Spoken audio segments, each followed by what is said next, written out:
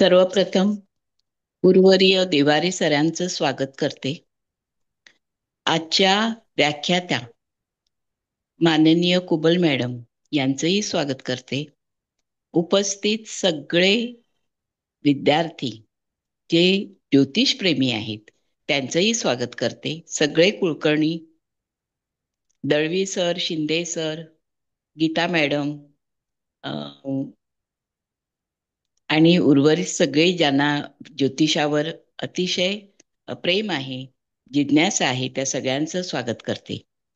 आज ग्रहांचा फलादेश कुबल मॅडम देणार आहेत. कुबल मॅडमचा स्वागत करताना मला विशेष आनंद अशासाठी वाटतो की त्या स्वतः उच्च विभूषित तर आहेतच, पण त्याचबरोबर अतिशय विनयशील, उपक्रमात सातत्य ठेवणाऱ्या, ज्ञानकण वेचण्यात कुशल असणाऱ्या, स्वतः विज्ञाननिष्ठ असून सुद्धा ज्योतिषावर भिस्त असणाऱ्या, डोळस विश्वास ठेवणाऱ्या अशा या मॅडम आपण म्हणजे आपण सगळेच जण कमीत कमी 2 वर्ष तरी त्यांच्या सानिध्यात आहोत आणि सगळ्या गोष्टीत आघाडी घेऊन सुद्धा खूप चांगल्या पद्धतीने सगळ्या गोष्टी कौशल्याने सोडवत असतात, जिज्ञासापूर्वक ऐकत असतात. आणि आजचं त्यांचं हे तिसरं लेक्चर आहे, तेव्हा त्यांचं स्वागत तर आहेच, पण अभिनंदन त्याहून आहे. आणि सगळ्या विद्यार्थ्यांकडून त्यांना मी शुभेच्छा देते. कुबल मॅडम, खूप खूप शुभेच्छा तुम्हाला. धन्यवाद धन्यवाद. मॅडम. धन्यवाद धन्यवाद. फार फार छान. भुवन मॅडम, नमस्कार तुम्हाला. तुम्ही आपला तुमचा जो काही हे अभ्यासक्रम आहे तो सुरू करा. धन्यवाद. ओके. Thank you sir. तर सर सर्वात फोटो काढू का नको? फोटो काढू? ऐका ना, नंतर मी काय करते, सुरू झाल्यावर मग तो सूर्याचा लावून ठेवते ना, आणि मग नंतर मला त्यांना यंत्र वगैरे ते शेअर करायला लागेल ना, तर मग थोड्या वेळाने काढला तरी चालेल. बघा म्हणजे कसं तुम्ही. नाही, आता काढतो. चला, हा, काढला ठीक आहे. तर काढला सर काढला. सर्वात प्रथम तुम्हाला धन्यवाद, कोटी कोटी धन्यवाद, कोटी कोटी वंदन. तुम्ही मला परत या आपल्या अभिषेक ॲस्ट्रॉलॉजी या प्लॅटफॉर्मवर परत बोलण्याची एक सुवर्ण संधी दिली, त्यासाठी तुमचे खूप खूप आभार. तसेच इथे उपस्थित सर्वांचे आभार आणि सर्वांचे स्वागत पण. आणि हळदणकर मॅडम, तुम्ही माझी जरा जास्तच हे केलंय स्तुती. एवढ्या स्तुतीस मला नाही वाटत मी पात्र आहे, पण तरी सुद्धा तुम्ही जे स्वागत केलं त्यासाठी तुमचे पण खूप खूप आभार. आणि मग आता आपण सुरू करूया. तर सर्वात प्रथम मी सर्व देवी देवता, ग्रह, उपग्रह, नक्षत्र, तारे, म्हणजे माझे सर्व पूर्वज, गुरुवर्य सर्वांना नमस्कार करते. ओम नमः शिवाय. जय श्री कृष्ण, जय श्री राम. तर सरांनी मला हा विषय दिला आहे की ग्रहांचे फलादेश. तर आपण आता या सिरीज मध्ये एक एक ग्रह घ्यायला सुरुवात करूया. तर आज ग्रहांचा राजा रवी याच्याबद्दल मला जेवढं म्हणजे समजलंय किंवा मला माहिती आहे ते मी तुम्हाला सांगणार. हा बराचसा थेरॉटिकलच पार्ट आहे, पण तरी तुम्ही सगळ्यांनी शांतचित्ताने ऐकून घ्यावे अशी माझी नम्र विनंती आहे. कारण आता तुम्ही लिहून पण घेऊ नका. एवढं सगळं आपण जर लिहत बसलो ना तर फार वेळ लागेल. आपण हे युट्यूबवर टाकणारच आहोत, मग तुम्हाला म्हणजे पाहिजे तसं केव्हाही ऐकता येईल, हे करता येईल. ते काही लॉक करणार नाही आहोत. तसं तरी सर्वात प्रथम तुम्हाला नमस्कार, सगळ्यांना नमस्कार. मी सुरू करते आता. तर हा रवी, रवी म्हणजे हा ग्रहांचा तर राजा आहेच आहे, आणि आपल्याला पृथ्वीवर दिसणारा देव पण म्हटलं तरी चालेल. मला असा पण रेफरन्स सापडलाय की हे रवी म्हणजे ब्रह्मा, विष्णू आणि महेश ह्या तिघांचाही म्हणजे त्याच्यात अंश आहे रवीमध्ये. तर आता रवी हा ग्रह मालिकेतील मुख्य ग्रह आहे. रवी हा तारा असून सुद्धा त्याला ग्रह मानलेले आहे. रवी एका राशीतील म्हणजे रवीचे एका राशीतील भ्रमण साधारण 1 महिन्यात तो रवी पूर्ण करतो. आणि रवीची कमीत कमी गती 57 कला 8 विकला आहे, आणि कमाल गती 1 अंश 1 कला 10 विकला आहे. सूर्याभोवती सर्व ग्रह फिरतात. हा स्वयंप्रकाशित ग्रह आहे. रवी हा सर्व ग्रहांचा राजा आहे. रवीचा व्यास पृथ्वीच्या 110 पट मोठा आहे आणि रवीचा परीघ 27,19,000 मैल आहे. रवी हा हिंदूंचा एकमेव डोळ्याला दिसणारा असा देव आहे. आणि हा रवी मेष राशीत उच्चीचा होत असून 10 अंश हा त्याचा उच्च अंश आहे. आणि हाच रवी तूळ राशीत नीचेचा होत असून 10 अंश हा त्याचा नीच अंश आहे. आणि सिंह राशी ही म्हणजे रवीची मूळ त्रिकोण पण म्हणायचं आणि म्हणजे स्वराशी पण आहे. पण आपण मूळ त्रिकोण त्याला कितीपर्यंत म्हणणार, 21 अंशा पर्यंत असतो रवी. तेव्हा ती म्हणजे सिंह राशीत असतो तेव्हा ती त्याची मूळ त्रिकोण राशी असते. आणि 21 अंश ते 30 अंशापर्यंत गेला रवी सिंह राशीत की ती त्याची स्वराशी होते. आणि लग्नी ह्याला शुभ मानलं आहे. आणि दशम स्थानात हा दिग्बली होतो म्हणजे दिशाबल असतं त्याला. आणि रवी सप्तम स्थानावर पूर्ण दृष्टीने बघतो. रवीची नक्षत्रे कृत्तिका आहे, उत्तरा फाल्गुनी आणि उत्तर आषाढा. तर त्याच्यातलं म्हणजे हे त्रिपाद नक्षत्र आहेत. कृत्तिका हे मेष राशीत एक म्हणजे त्याचं चरण येतं आणि बाकीचे 3 चरण वृषभ राशीत येतात. उत्तरा फाल्गुनी एक चरण सिंह राशीत येतं, बाकीचे 3 चरण आपल्या कन्या राशीत जातात. आणि उत्तराषाढा त्याच्यातलं पण एक चरण ह्याच्यात धनुमध्ये येतं आणि बाकीचे 3 मकरेत जातात. आणि ह्या रवीची महादशा 6 वर्षाची आहे आणि ह्याचं रत्न माणिक आहे. आणि ही सिंहराज पण 3 म्हणजे 2.25 नक्षत्रांनी बनली आहे. त्याच्यात मघाचे 4 चरण येतात, पूर्वा फाल्गुनीचे 4 चरण येतात आणि उत्तरा फाल्गुनीचं एकच चरण येतं. मग हा रवी कशा कशाचा कारक आहे, तर हा शरीराचा कारक आहे, आत्माकारक आहे, आरोग्य कारक आहे, आयुष्यदायक पण आहे. आणि रवीची उष्णता शरीरास पोषक असते, लाभदायी असते व सात्विक तेज म्हणजे उत्पन्न करणारी पण आहे. रवीमध्ये सर्व ग्रहांचे गुण आहेत कारण आपण त्याला म्हणजे सर्व ग्रहांचा राजाच असं म्हणतो ना. आणि शरीरातील अस्थी शनीच्या अंमलाखाली जरी येत असल्या तरी त्या अस्थींना चेतना मात्र रवीकडून मिळते. सर्व सृष्टीला चेतना देणारा हा जीवनदाता आहे. यावरून आपल्या कुंडलीत याचे महत्व किती आहे हे तुम्हाला सगळ्यांना समजलेच असेल. रवी सर्व ग्रहांना तेज व गती देतो म्हणजे सगळ्या ग्रहांची गती ही ह्या रवीवरच अवलंबून आहे. पुरुषांच्या कुंडलीत पिताकारक म्हटलंय आणि स्त्रियांच्या कुंडलीत पतिकारक म्हटले आहे. म्हणजे पती कसा असेल आपण हे ह्या रवीवरून पण ठरवू शकतो. रवी हा दाता आहे आणि मग दाता म्हणजे देणारा म्हटल्यावर थोडस घमेंडखोर पण म्हणजे वृत्ती येते या लोकांमध्ये. म्हणून त्याच्या अंमलाखाली येणाऱ्या व्यक्ती स्वाभिमानी तर असतात, थोडस स्वतःला असं प्राऊड पण फील करतात, पण नीतिमान पण असतात, करारी बाण्याचे असतात, तत्वज्ञानी असतात, अधिकारी पण असतात, उष्णता अंगी असणारे असतात आणि स्वतःच्या क्षेत्रात उच्चांक गाठण्याची त्यांची एक आकांक्षा किंवा अम्बिशन असते. बलवान रवी असेल तर व्यक्तीला अचूक निर्णय घेण्याची क्षमता पण असते त्याच्याकडे.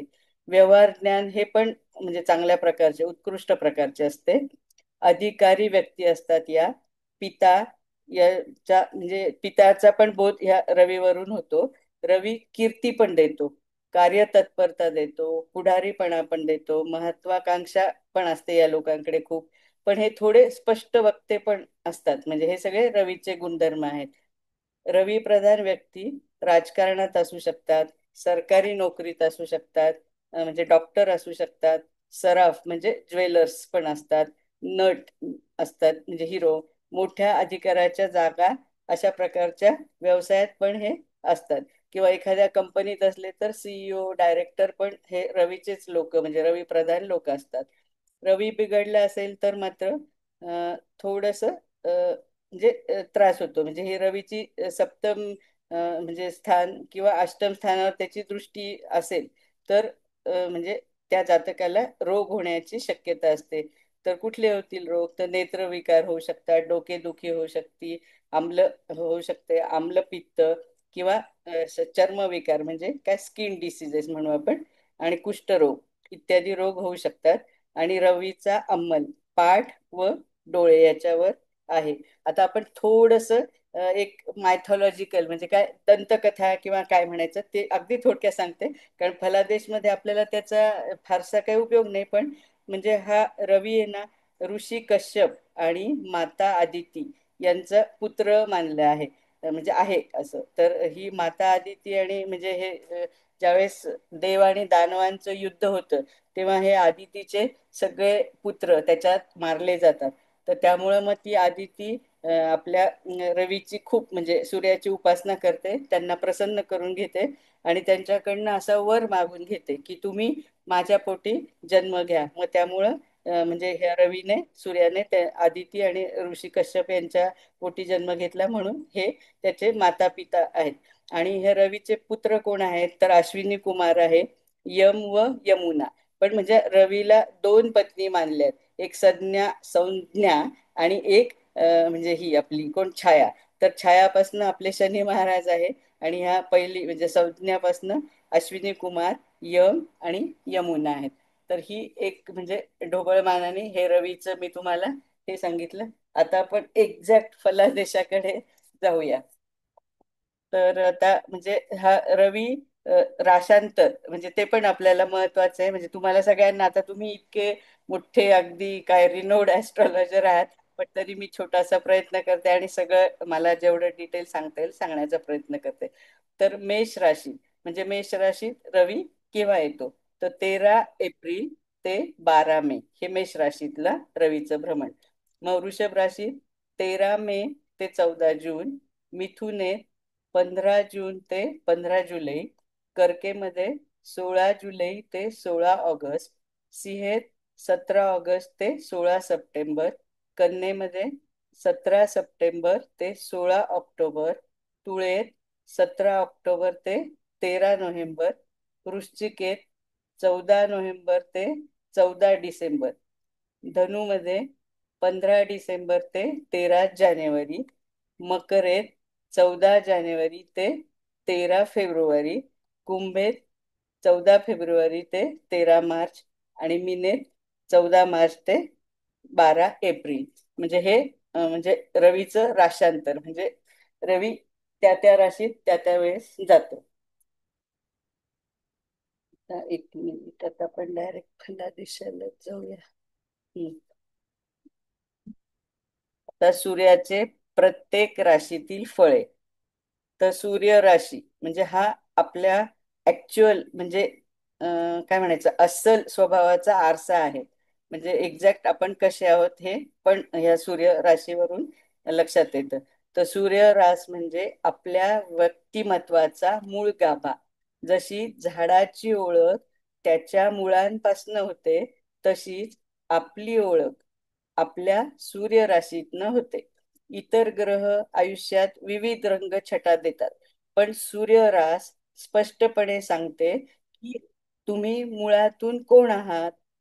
मग आपण आता फलादेश बघू. समजा मेष राशीत जर सूर्य असेल एखाद्या जातकाचा, तर एका म्हणजे असं एका वाक्यात किंवा एका ह्याच्यात सांगायचं असेल तर ऊर्जेचा स्फोट. कारण मेष मंगळ आहे ना तिथे. मग हे लोक कसे असतात म्हणजे हे जातक धडाडी असते, त्यांच्यात धाडस असते आणि नेहमी आघाडीवर राहण्याची उर्मी हे या जातकांचं वैशिष्ट्य आहे. राग पण येतो त्यांना, पण राग क्षणिक असतो आणि मन लगेच मोकळे होते, असं मनात धरून नाही बसत म्हणजे. आणि नैसर्गिक नेतृत्व गुण त्यांच्यात असतोच आणि कोणतीही जोखीम स्वीकारण्याची तयारी यांना इतरांपेक्षा वेगळं ठरवते. आता वृषभ राशीत ज्यावेळेस सूर्य असतो जातकाचा, तेव्हा स्थिरतेचा आधारस्तंभ असं एका ह्याच्यात जर हे वर्णन करायचं असेल तर स्थिरतेचा आधारस्तंभ म्हणजे हे जातक हे स्थिर असतात, निश्चयी असतात आणि यांना पण सौंदर्याची आणि विलासाची थोडीशी आवड उपजतच असते. कारण वृषभेचा स्वामी शुक्र आहे ना तिथे, त्यामुळे हे ओघाने आलंच. आणि यांनी कमावलेल्या संपत्तीची आणि जपलेल्या नात्यांची हे त्यांना कदर असते. आणि विश्वासार्हता पण म्हणजे विश्वासू पण असतात. हा यांच्यातला वृषभेतल्या सूर्य असलेल्या लोकांचा जातकांचा सगळ्यात मोठा म्हणजे गुण आहे.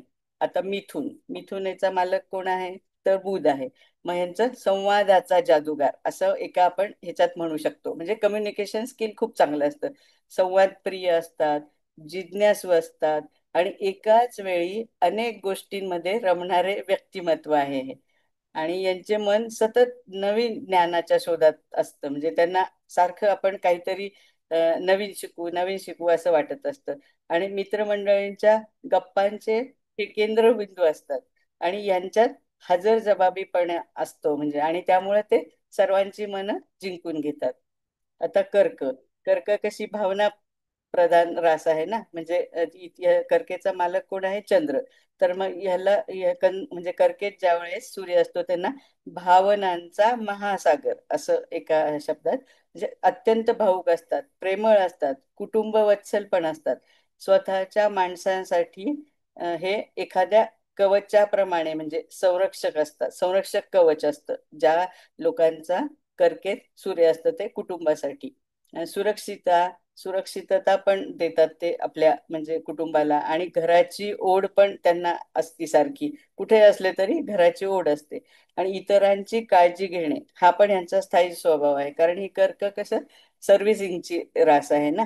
आता सिंहेत म्हणजे स्वतःच्याच राशीत सिंहेत जेव्हा रवी असतो तेव्हा त्याला राजा किंवा राणी असं म्हटलंय. राजाच म्हणजे ऍक्च्युअली म्हणजे हे ह्या लोक ज्यांचा म्हणजे सिंहेत रवी आहे ना, ते राजेशाही थाटात त्यांना राहायला आवडतं. प्रचंड आत्मविश्वास असतो, नैसर्गिक नेतृत्व गुण तर असतोच असतो. आणि नेहमी यांना केंद्रस्थानी राहायला आवडते आणि ते राहतात पण. म्हणजे आपोआपच म्हणजे त्यांच्यात ते गुण आहेत ना, ते केंद्रस्थानीच असतात नेहमी. आणि मनाने मात्र उदार असतात, पण कौतुक आणि सन्मान हा पण त्यांना हवा असतो. म्हणजे ही त्यांची ऍक्च्युअल ऊर्जा असते. म्हणजे ते असतातच तसे, पण ते एक्सपेक्ट पण करतात इतरांनी आपलं कौतुक करावं, आपल्याला सन्मान द्यावा. आणि मग कन्या. कन्या राशीत ज्यावेळेस हा आपला रवी असतो, तर कन्याचा मालक पण बुधच आहे. पण इथं परिपूर्णतेचा ध्यास, म्हणजे हे खूप चिकित्सक असतात हे कन्यावाले लोक. अतिशय सूक्ष्म निरीक्षण असतं त्यांचं, चिकित्सक वृत्ती असते. प्रत्येक कामात परिपूर्णतेचा ध्यास म्हणजे हा या लोकांचा स्वभाव विशेष आहे. आणि अगदी नियोजनबद्ध असतात, स्वच्छता खूप म्हणजे त्यांना प्रिय असते. व्यवस्थापन पण त्यांचं खूप चांगलं असतं, म्हणजे त्या व्यवस्थापनात इतर कोणी त्यांचा हात नाही धरू शकत. आणि उत्तम समीक्षक पण असतात हे कन्यावाले लोक, म्हणजे कन्येत ज्यांचा रवी आहे. आता तूळ. तूळ म्हणजे कसं बॅलन्स त्याचं हेच आहे ना, असं बॅलन्स. जरी शुक्राची रास असली तरी वृषभ वेगळी आणि तूळ वेगळी. इथे संतुलनाचा साधक असं म्हणूया आपण. म्हणजे हे नेहमी समतोल राखतात, न्यायप्रियता असते आणि सुसंवाद पण हे गुण ह्या लोकांच्यात असतात. तुळेतला रवी असतो त्यांचे. आणि यांना पण सौंदर्य आवडते, नो डाऊट, कारण शुक्राचीच रास आहे ना. कला आणि सामाजिक संबंध पण जपायला आवडतात. म्हणजे यांना किती कोणी असं हे केलं तरी ते असं एकदम पटकन कोणाला तोडून नाही टाकत, म्हणजे असं बॅलन्स राहतात.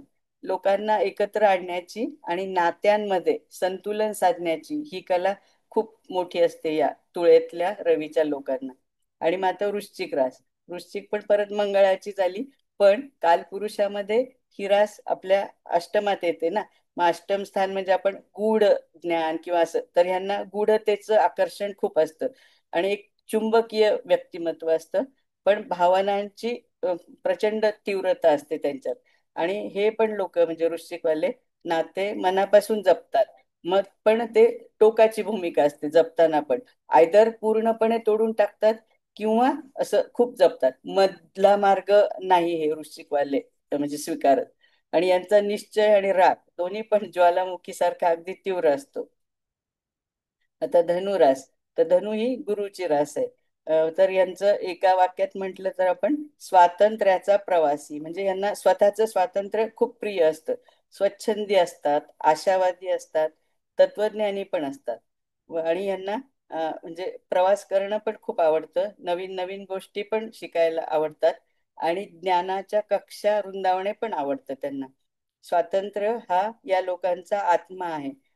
आणि स्पष्ट व्यक्तपणामुळे कधी कधी असं रोखठोक बोलतात ना, त्यामुळं थोडासा यांच्याबद्दल लोकांचा गैरसमज पण होऊ शकतात. म्हणजे जिथं म्हणजे स्पष्ट बोलावं, पण काही काही वेळेस खूपच रोखठोक बोललं की थोडस गडबड होते. आता मकर.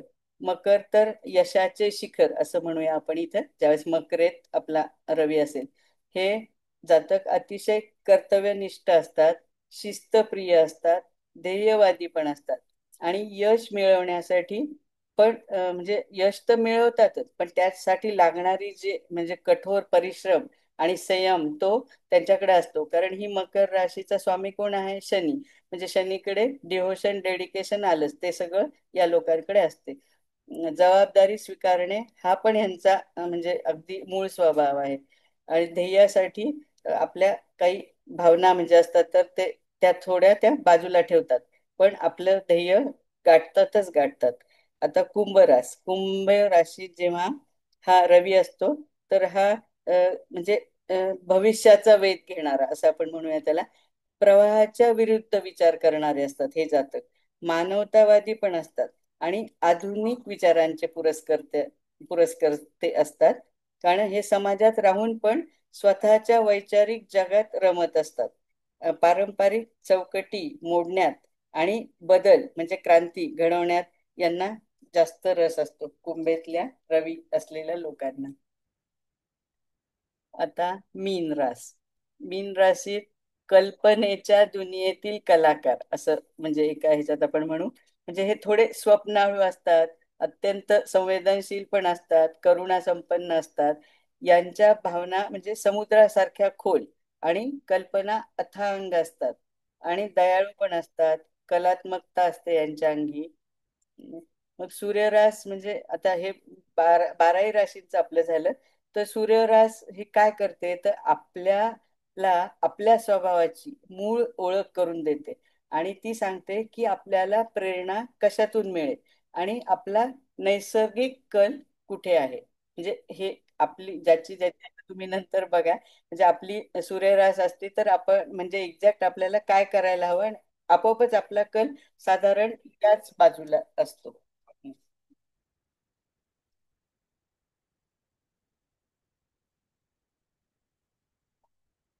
आता याच्यानंतर आपण सूर्याची स्थानगत. हे कसं आपण सूर्य कुठल्या राशीत आहे त्याचा फलादेश केला. आता स्थानगत म्हणजे सूर्य प्रथम भावात काय फळ देईल, दुसऱ्या भावात काय फळ देईल ते आपण बघूया. तर सूर्याची स्थानगत फळे. तर प्रथम स्थान म्हणजे लग्न. येथे जर सूर्य असेल तो तो व्यक्तीला तेजस्वी बनवतो, स्वाभिमानी बनवतो, नेतृत्व गुण पण असतो. पण हा थोडासा म्हणजे असा जातक थोडासा अहंकारी पण असतो. आरोग्य उत्तम असते, नातेवाईकांशी फारसे पटत नाही. अशी व्यक्ती थोडी स्वतंत्र विचारांच्या असतात. मग द्वितीय स्थानात जर म्हणजे धनस्थानात सूर्य असेल, तर येथे सूर्य काय करतो, तर सूर्य व्यक्तीला अधिकार वाणीने बोलायला लावतो. म्हणजे आपण वाचस्थान पण म्हणतो ना, दुसरं स्थान. तर त्या अशा व्यक्ती थोड्या अधिकारवाणीने बोलतात, कुटुंबाची जबाबदारी पण घेतात. म्हणजे तिथे नाही मागे पुढे बघत. पण यांचा स्वभाव खर्चिक आहे, त्यामुळं पैशाची बचत हे लोक करू नाही शकत.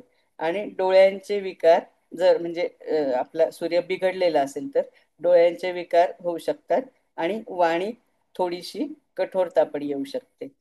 आता तृतीय स्थानातील म्हणजे पराक्रम स्थानातील सूर्य काय फळे देतो, तर येथे सूर्य व्यक्तीला पराक्रमी तर बनवतोच, धाडसी पण बनवतो. आणि असा जातक भावंडांमध्ये सर्वात श्रेष्ठ असतो.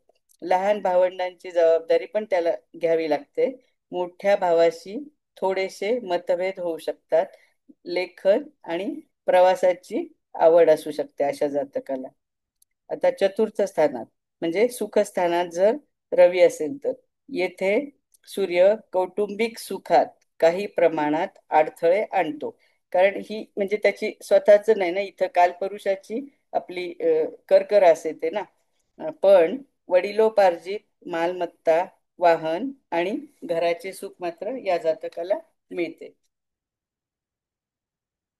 आता पंचम स्थानात आणि आयुष्याच्या उत्तरार्धात मात्र म्हणजे ज्यांचा चतुर्थ स्थानात रवी आहे ना, त्यांना अगोदर थोडस हे होतं अप्स अँड डाऊन, पण आयुष्याच्या उत्तरार्धात मात्र त्यांना भरपूर यश मिळतं. पंचम स्थानात म्हणजे संतती किंवा शिक्षण या स्थानात ज्यावेळेस रवी असेल, येथे सूर्य तीव्र बुद्धिमत्ता देतो आणि अशा जातकाचे शिक्षण पण उत्तम होते. यांची संतती पण तेजस्वी असते, आज्ञाधारक असते संतती. पण थोडासा एक हा निगेटिव्ह पार्ट आहे इथे, संतती होण्यास विलंब किंवा समस्या येऊ शकतात. म्हणजे येतीलच असं नाही, ते डिपेंड सगळे आपण कुंडली जेव्हा हे करू त्याच्यावरनं, म्हणजे तो सूर्य कसा आहे, त्याच्यावर कोणाची दृष्टी आहे, कोणाबरोबर आहे, मग ठरेल. पण आणि हे असा जातक शेअर बाजारासारख्या सट्टेबाजीत गेला समजा, तर तिथे मात्र त्याचे नुकसान होते. आता षष्ठ स्थान म्हणजे हे रोग, रिपू आणि शत्रू यांचं स्थान आहे ना, तर येथे सूर्य शत्रूंवर विजय मिळवतो, म्हणजे शत्रुहंता आपण म्हणतो ना, तो योग. म्हणजे इथे जर सूर्य असला तर असा जातक, म्हणजे शत्रू असले तरी त्यांच्यावर विजय मिळवतो आणि स्पर्धात्मक क्षेत्रात यश पण देतो. अशा म्हणजे असा रवी षष्ठ स्थानातला. पण काय, आरोग्याविषयक मात्र समस्या देतो. विशेषतः काय आजार होतील इथे म्हणजे सूर्य असला तर, पोटाचे आणि हृदयाचे विकार देतो. नोकरीत हे असे लोक प्रामाणिकपणे काम करतात. सूर्य म्हणजे सूर्याचा मूळच म्हणजे हे आहे की सूर्य असं प्रामाणिकपणा देतोच त्या लोकांना. पण जर तो बिघडलेला नसेल तर मात्र. सप्तम स्थानात म्हणजे विवाह स्थानात जर इथे सूर्य असेल, तर येथे सूर्य विवाहानंतर भाग्योदय देतो, ही एक जमेची बाजू आहे. पण अशा जातकाचा जोडीदार म्हणजे ज्या जातकाच्या सप्तम स्थानात रवी आहे, तर विवाहानंतर भाग्योदय होईल त्याचा. पण जोडीदार थोडा, आता सूर्यच आहे म्हटलं, स्वाभिमानी आणि प्रतिष्ठित घराण्यातला मिळतो. पण त्याला थोडा म्हणजे पार्टनरला थोडा अहंकार पण असतो. या सूर्याच्या अहंकारामुळे वैवाहिक जीवनात मात्र मतभेद आणि ताणतणाव निर्माण होऊ शकतो.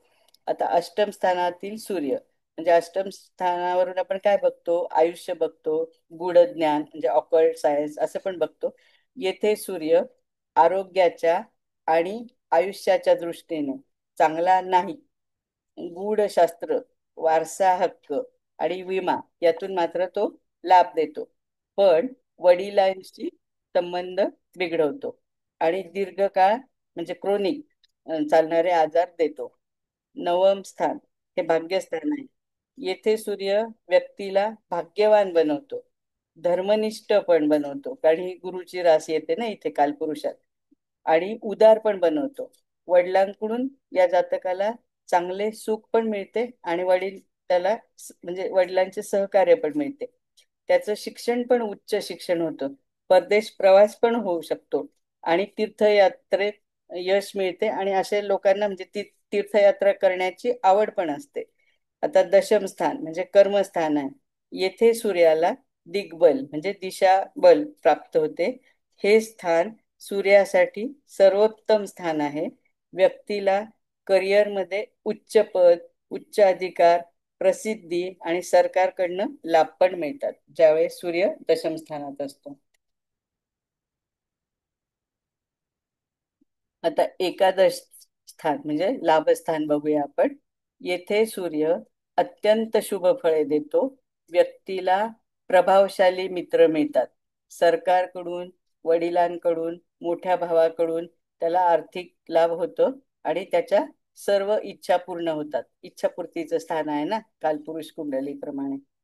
आता द्वादश स्थान म्हणजे व्ययस्थान.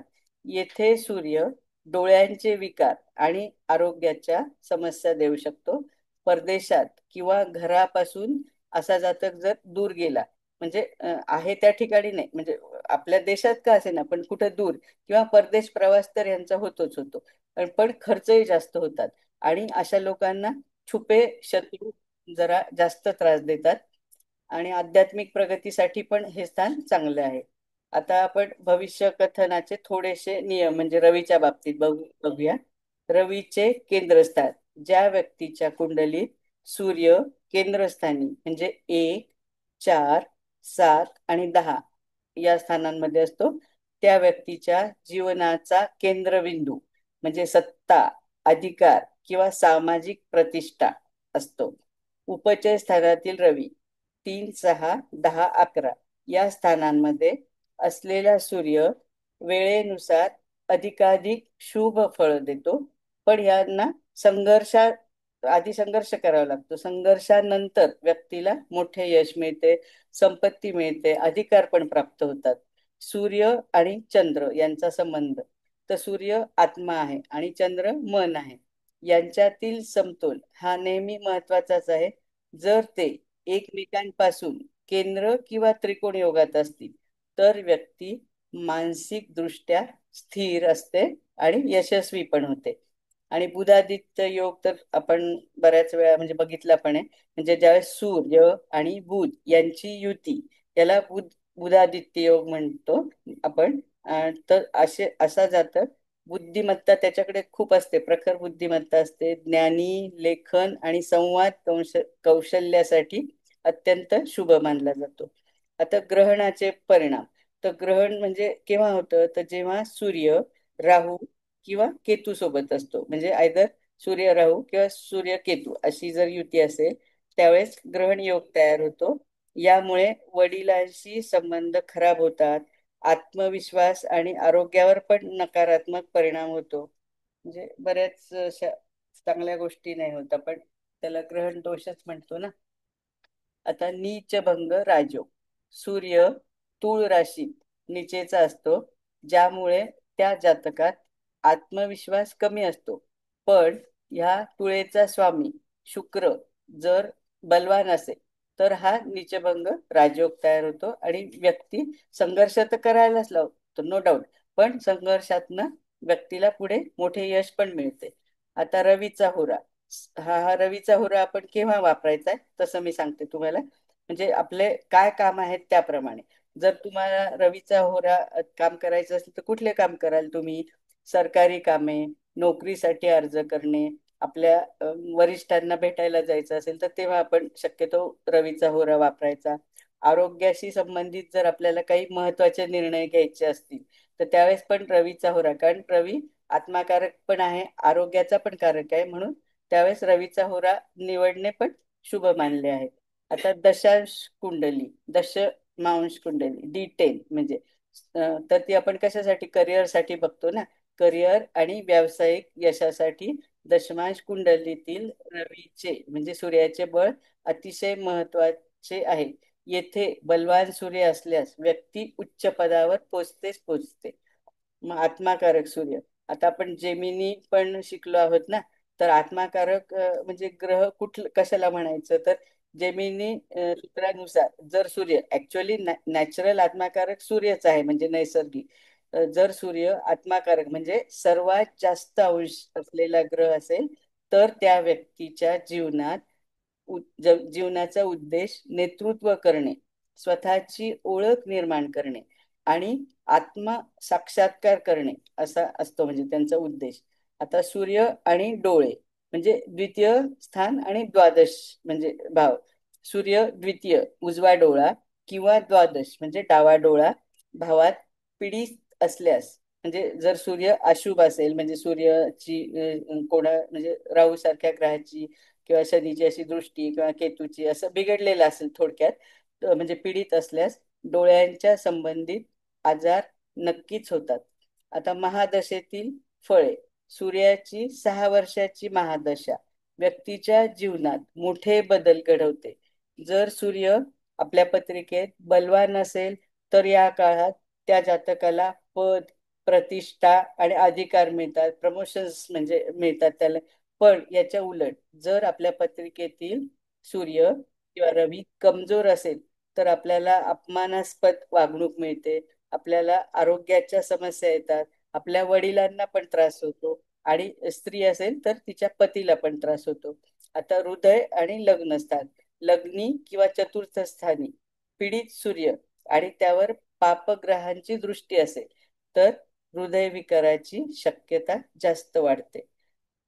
आता करिअर मध्ये स्थलांतर कसे बघणार आपण, तर दशम स्थानी सूर्य आणि चंद्र समजा यांची युती आहे. अशी युती असल्यास नोकरी किंवा व्यवसायानिमित्त वारंवार स्थलांतर किंवा प्रवास करावा लागतो, कारण चंद्र प्रवासाचा कारक आहे ना. आता अग्नि तत्वाच्या राशीतील सूर्य. तर अग्नि तत्वाच्या राशी कोणत्या आहेत? मेष, सिंह आणि धनु. या राशींमध्ये सूर्य अतिशय ऊर्जावान, धाडसी निर्णय घेणारा, नेतृत्व गुणी असतो. अशा व्यक्तींमध्ये आत्मविश्वास अगदी भरपूर ठसून ठसून भरलेला असतो.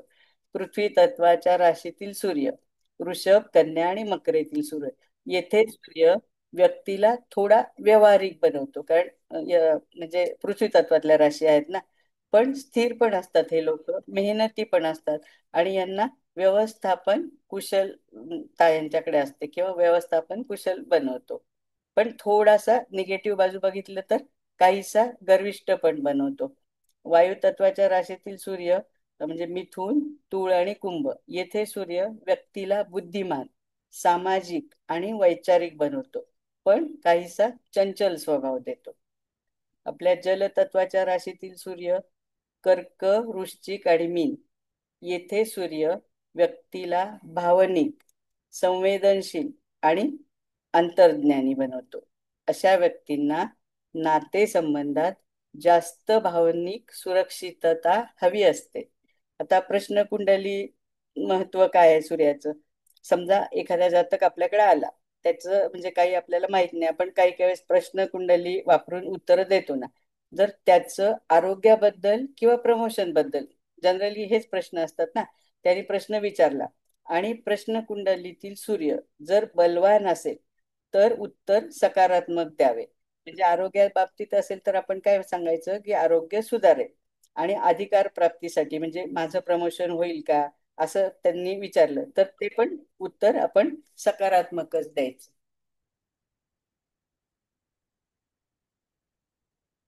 आता थांबा जरा, मी आधी एक सूर्याचं चित्र शेअर करते. ओम नमः शिवाय.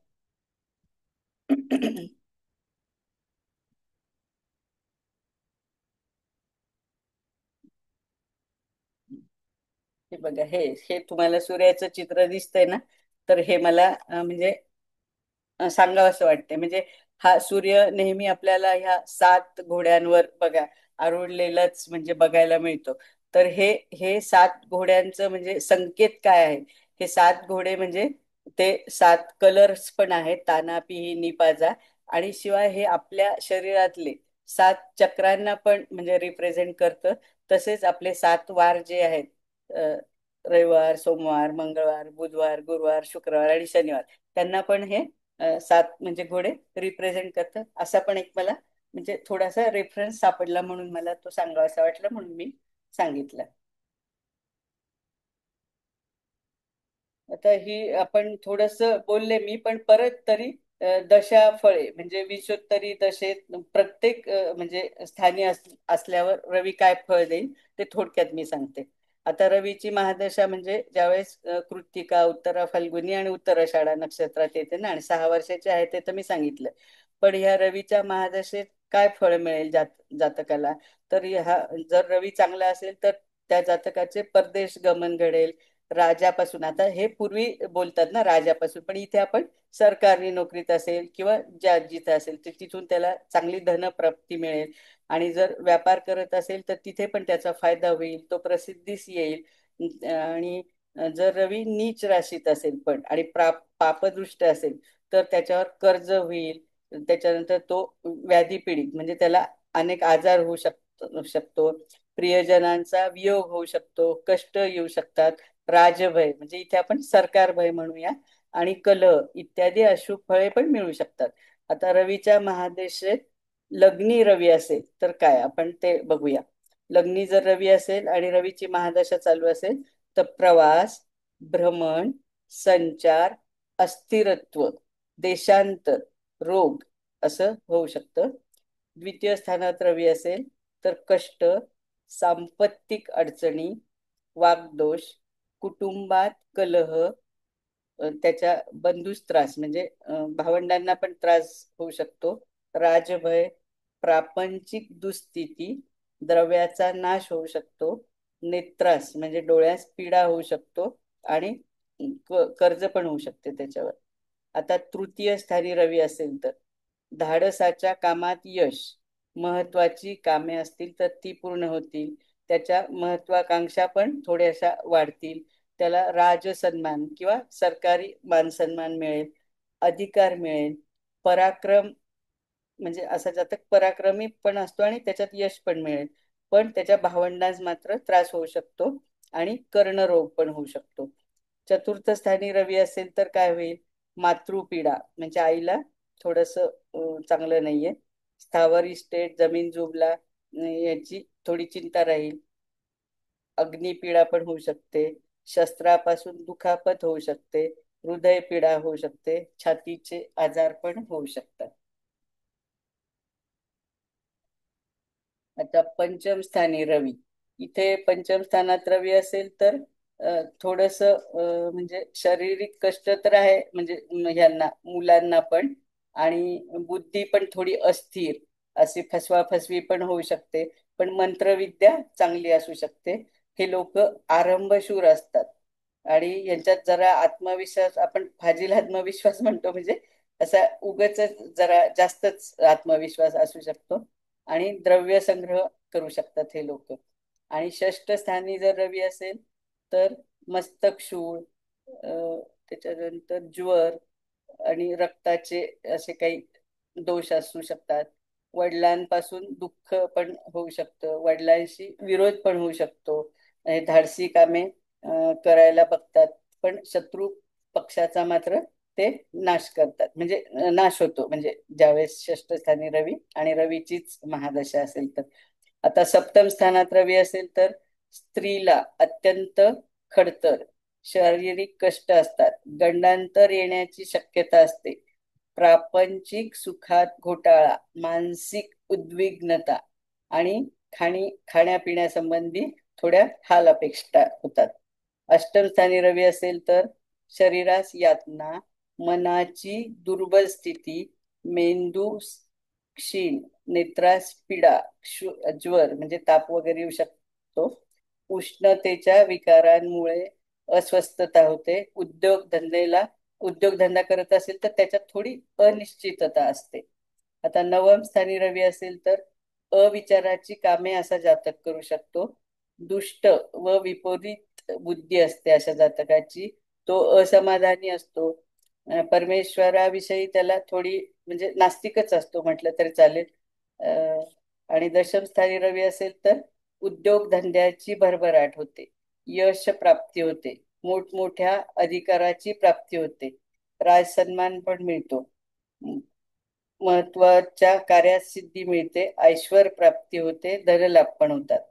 एकादश स्थानी रवी असेल तर नाना प्रकाराने हर तऱ्हेने द्रव्याची भरभराट व विपुल द्रव्य लाभ होतो, औद्योगिक व राजकीय उत्कर्ष होतो अशा जातकाचा, समाधान मिळते त्याला, संततीला पण उत्तम आहे. द्वादश स्थानी रवी असेल तर अत्यंत कष्ट, सर्व प्रकारची काळजी, द्रव्यनाश म्हणजे कर्ज पण होते, त्याच्यानंतर शत्रुत्व, नुकसानीचे प्रसंग येतात, उद्योगात पण अपयश येते आणि बुद्धीला पण चंचलत्व असं असतं, फसवाफसवीचे पण योग येतात, राजकीय अपमान होतो आणि शत्रू अशा वेळेस बलाढ्य होतात.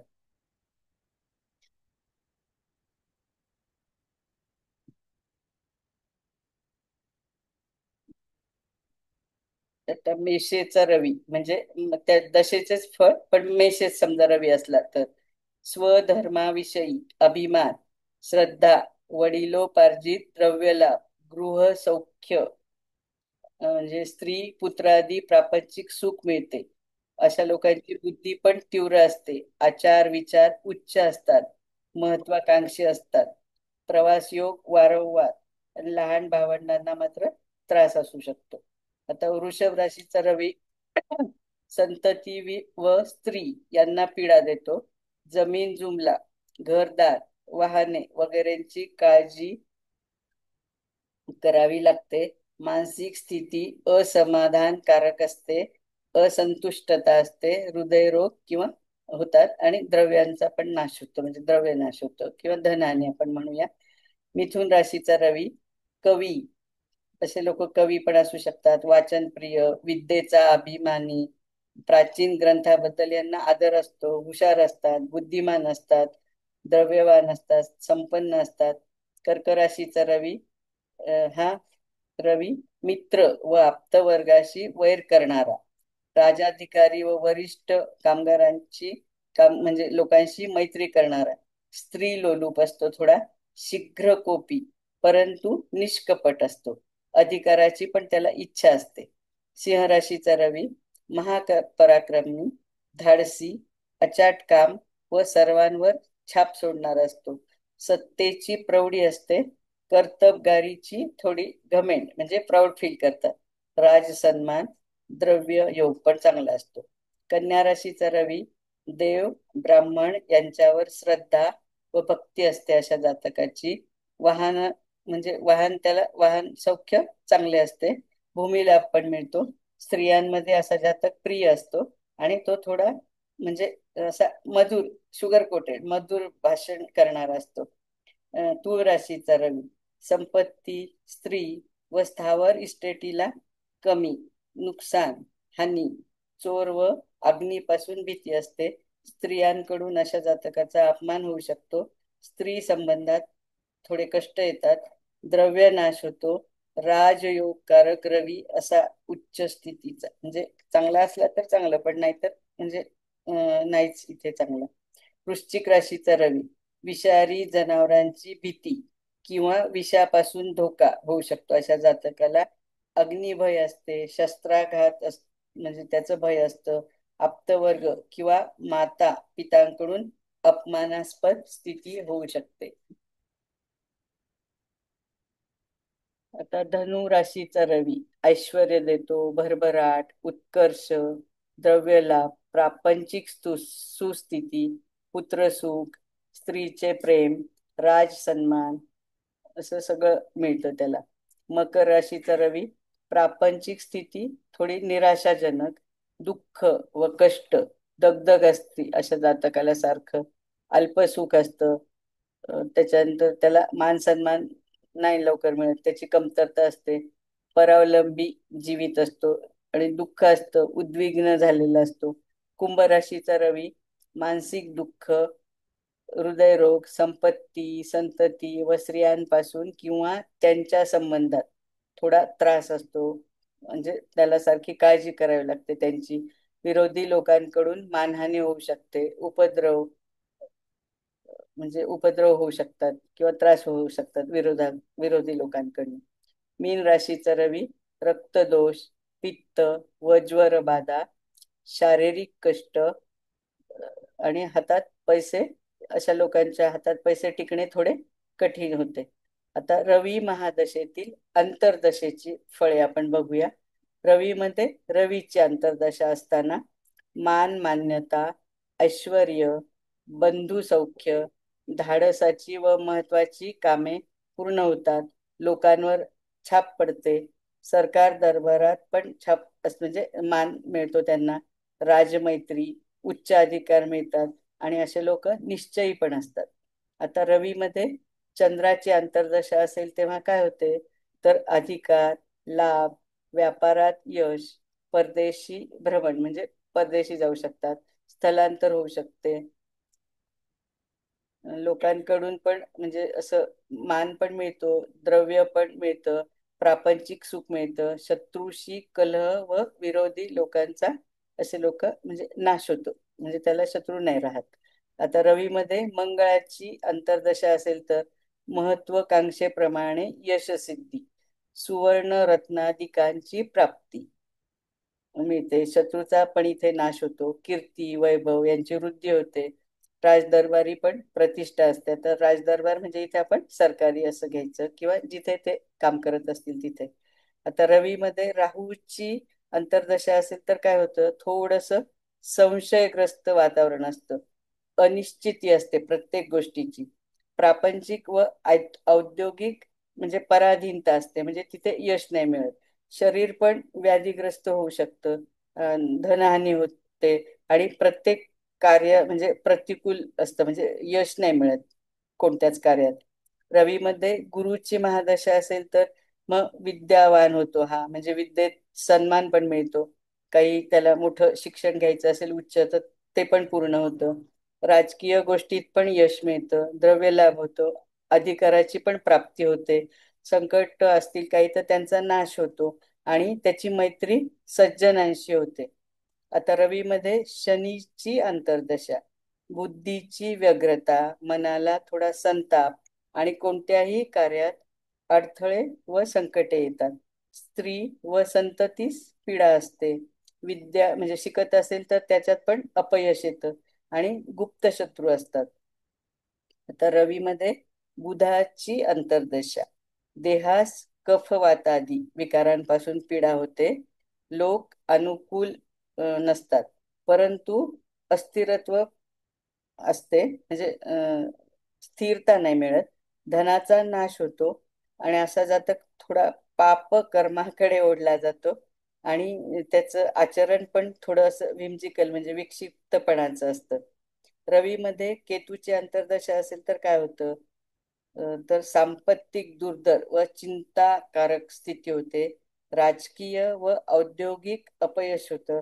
शारीरिक संकटे पण येतात. रोगात असं म्हणजे वृद्धी होते. आजारी असेल तर तो आजार अजून वाढतो. मानभंग होतो. संततीचा क्षय, देश त्याग पण करावा लागतो. रवीमध्ये शुक्राची अंतर्दशा असेल तर अशक्तपणा, प्रवास खूप होतात आणि ते प्रवास विनाकारण होतात.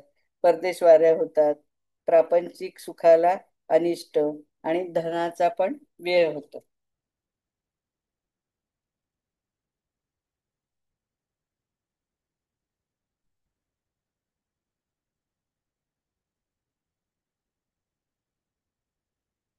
आता गोचरीचे फळ आपण बघूया.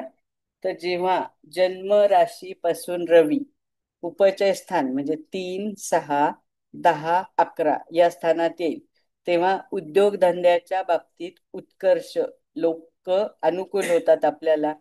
ज्या काही आपल्या इच्छा आहे त्या गोष्टींची, इच्छित गोष्टींची पण प्राप्ती होते. श्रीमान व उच्च दर्जाच्या लोकांची मैत्री होते. राजकारणात यश मिळते. राजदरबारी पण मान सन्मान मिळतो. नोकरीमध्ये अधिकार मिळतात, श्रेष्ठ अधिकार मिळतात आणि स्वपराक्रमाने हे लोक पुढे येतात आणि आपलं कार्य सिद्ध करतात. कोणत्याही कामात प्रगती, उत्साह व शरीर सुख वगैरे गोष्टी पण घडतात. त्याचप्रमाणे राजविद्या व उच्च अधिकार पण प्राप्त होतात. तर जन्मराशीपासून जर 4, 8 आणि 12 असेल तर अनेक प्रकारच्या अडचणी, कारण आपण ह्या 4, 8, 12 स्थानांना त्रिकस्थानच म्हणतो ना. इथे जर आला म्हणजे गोचरीचा, तर गोचरीचा रवी तर अनेक प्रकारच्या अडचणी, शरीर कष्ट, उष्णतेचे विकार, पित्त प्रकृती, अस्थिर व चंचल वृत्ती, लोकांशी उगाचच वैमनस्य येतं, शत्रुपीडा होते, प्रापंचिक दगदग होते, रोगाची जास्त वृद्धी होते, कार्यात स्थिरता येत नाही, अपयश येतं, सांपत्तिक औद्योगिक बाबतीत पण अपयश येतं आणि म्हणजे अधिकारी लोकांशी पण असं थोडस वैमनस्य येतं, कलह होतात, म्हणजे नुकसानीचे प्रसंग येतात आणि त्या जातकाची वृत्ती थोडीशी संशयी बनते. त्याचं मन कलुषित असतं ना आणि बुद्धिभ्रंश होण्याची शक्यता असते आणि असं काहीही विचार न करता कामे करतो, म्हणजे असं जातक म्हणजे अविचारी बनतो थोडक्यात. आता जन्मराशीपासून 1, 2, 5, 7 आणि 9 असा रवी असेल तर त्यावेळी संतती व स्त्री आणि स्वतःची प्रकृती नादुरुस्त राहते. त्याचप्रमाणे स्त्रीला किंवा मुलांना अगर आप्तवर्गातील मंडळींना शारीरिक आणि मानसिक कष्ट भोगावे लागतात. त्यामुळं या जातकाला मनस्वास्थ्य राहत नाही. स्थलांतराचे पण योग येतात. नेत्रास व मस्तकास पीडा होते. पित्तविकार वाढतो आणि 2, 5 व 1 चा रवी असताना पैशाची उलाढाल म्हणजे तो फार होते, परंतु जवळ शिल्लक मात्र काही राहत नाही, फक्त व्यवहार होतात.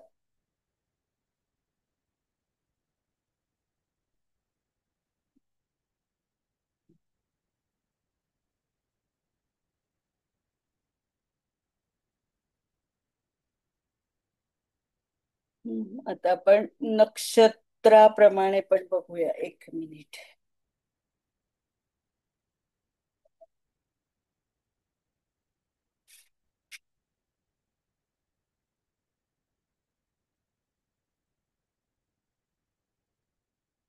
तर रवी मेषेत आहे हा.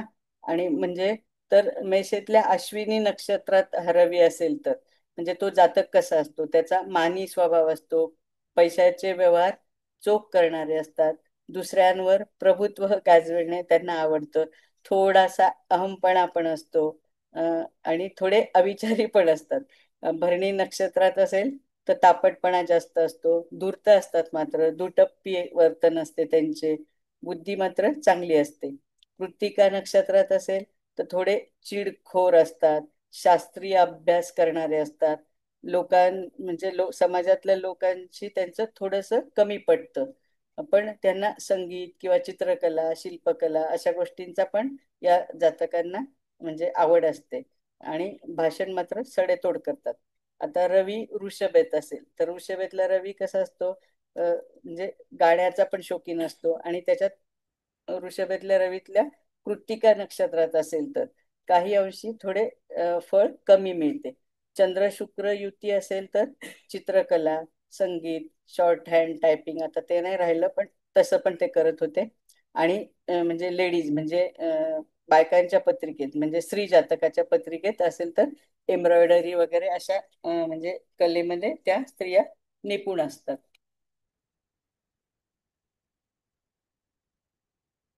आता रोहिणी नक्षत्रातला रवी, ते आधुनिक खेळ, पातळ पदार्थ, औषधे यांचा व्यापार करणारा रसिक असतो, म्हणजे काव्य पण करणारा असतो, स्त्रियांसंबंधी जरा त्याला जास्त आवड असते, मित्र परिवार पण त्यांचा चांगला असतो, काही काही वेळेस विवाहाची त्यांना थोडीशी काळजी लागलेली असते. आणि मृग नक्षत्रात ज्यावेळेस असतो रवी, तर थोडे हे जातक मृग नक्षत्रातल्या रवीचे जातक थोडे आळशी असतात, आणि म्हणजे असं काय म्हणायचं, ठाम नाही राहत, धरसोड वृत्ती फार असती, आणि जास्त चिकित्सक असतात.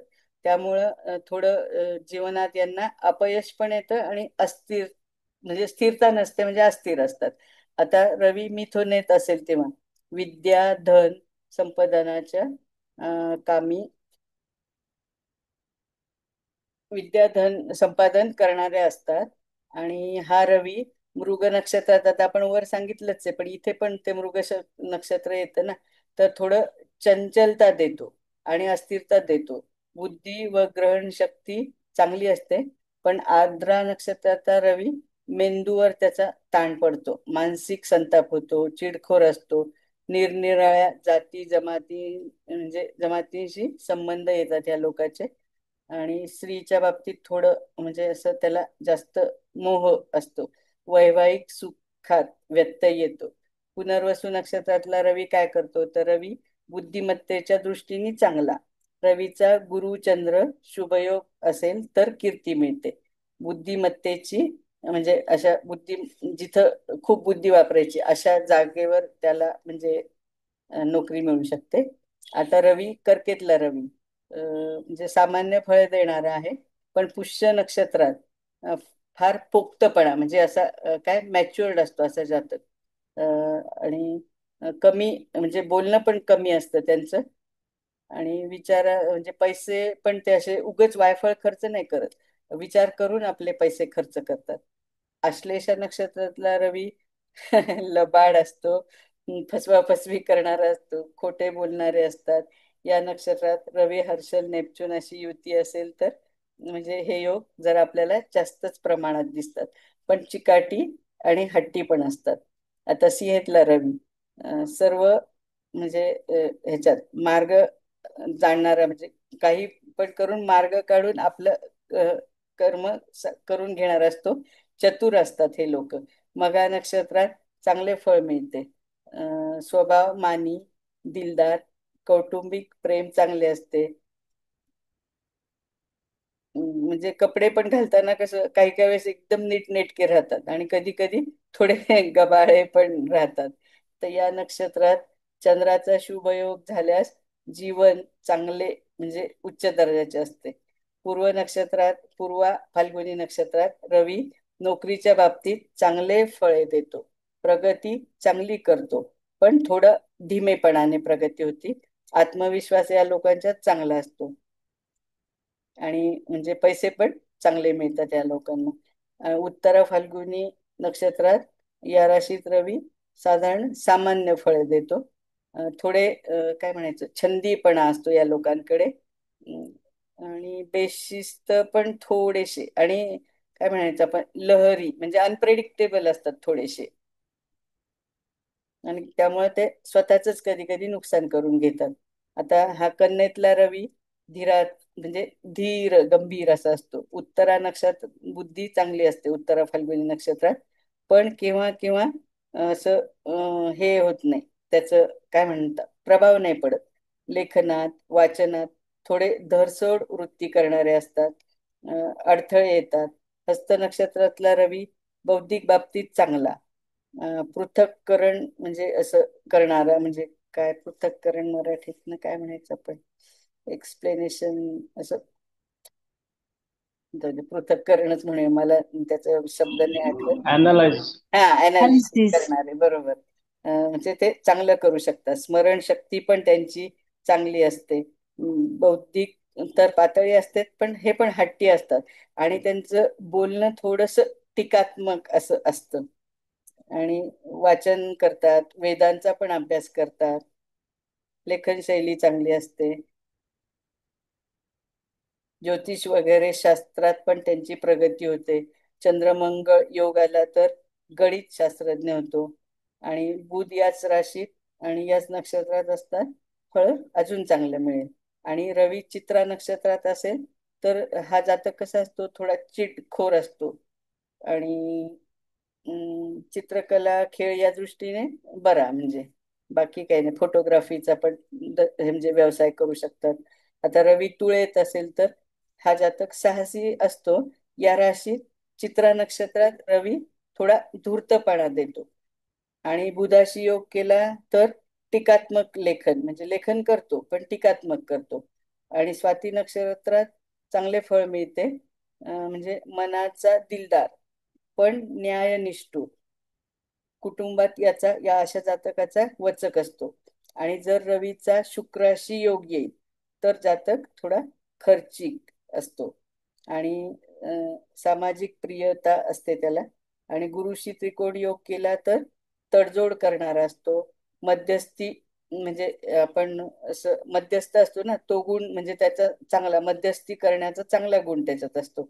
त्याचप्रमाणे कायद्याच्या म्हणजे कायद्याचे शिक्षण पण तो चांगलं घेऊ शकतो. विशाखा नक्षत्रातला रवी काय करतो तर थोडा आतल्या गाठीचा राजकारणी. हा पण थोडा टीकात्मक म्हणजे त्याचं म्हणजे भाष्य तसंच असतं. समाजात मात्र याचं वजन चांगलं असतं. आणि एक प्रकारचा त्याचा दरारा पण असतो. आणि याच नक्षत्रात हर्षल नेपच्यून किंवा शनी युक्त असेल तर केव्हा तरी समाजातून म्हणजे त्याचं पतन होतं. अशा काही चुका घडतात, मग त्यामुळे तो पतनास कारणीभूत होतो.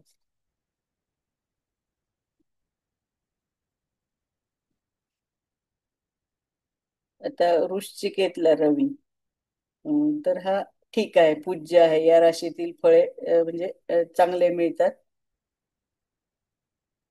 आणि पोलीस पोलीस म्हणजे शिक्षणातून म्हणजे फायदा होतो. वरिष्ठ पोलीस अधिकारी होतात याच्यातले या वृश्चिक राशीतले जातक. आणि हे फार धोरणी असतात, मुत्सद्दी असतात. आणि पण जर कुंडली बिघडली असेल तर ही माणसे गुन्हेगारी वृत्तीची पण होऊ शकतात. ज्येष्ठा नक्षत्रात म्हणजे ही फळे जास्त प्रमाणात आपल्याला बघायला मिळतात. चिकाटी असते, महत्वाकांक्षा पण असते. आणि याच नक्षत्रात चंद्र रवी शुभयोग असेल तर आणि गुरुशी पण त्रिकोण योग असेल तर समाजात मान सन्मान प्रतिष्ठा मिळते. तसेच पोलीस मिलिटरी किंवा इतर खात्यात अंमलबजावणीचे अधिकार असतात. स्वभाव सडेतोड असतो. डॉक्टर पण असतात हे लोक. कॉन्ट्रॅक्टर होण्याचा योग येतो. आता धनेत्र धनु म्हणजे धनुराशीत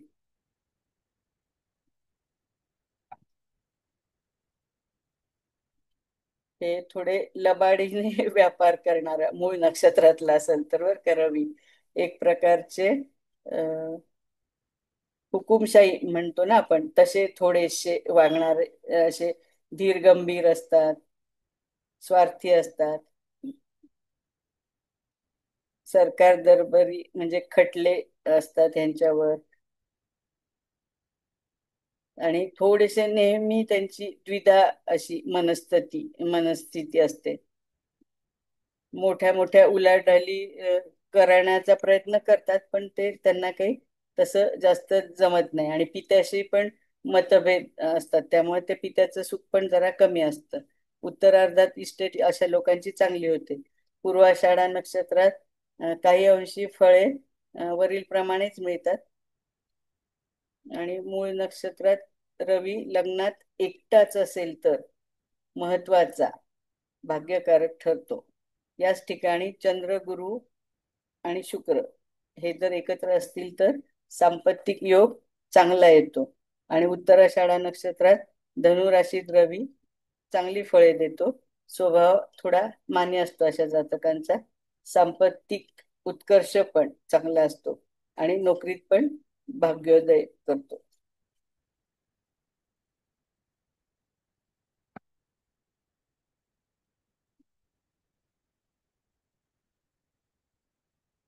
आता मग करेल बाबा, थांबा मी 1 मिनिट, मी दुसरा लाईट लावते. मला इथं एक लाईट गेलाय. 1 मिनिट थांबा. हम्म.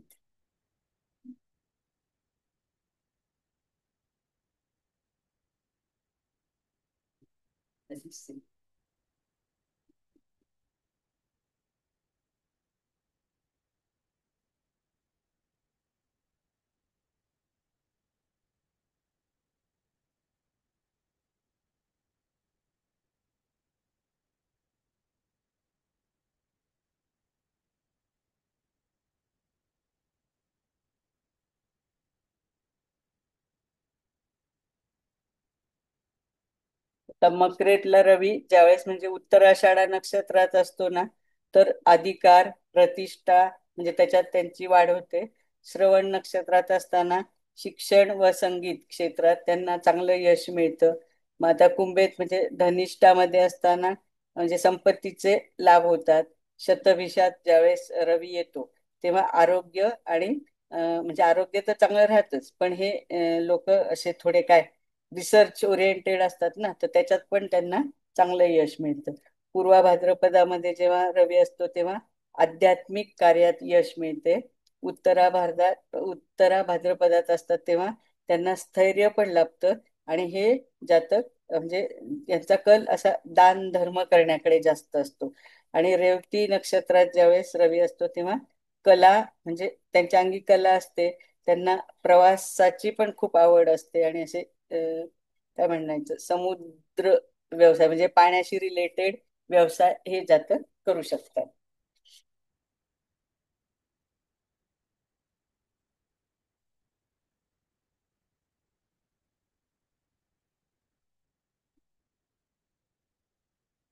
आता आपण नक्षत्र गोचरी वेगळ्या एका पद्धतीने बघूया.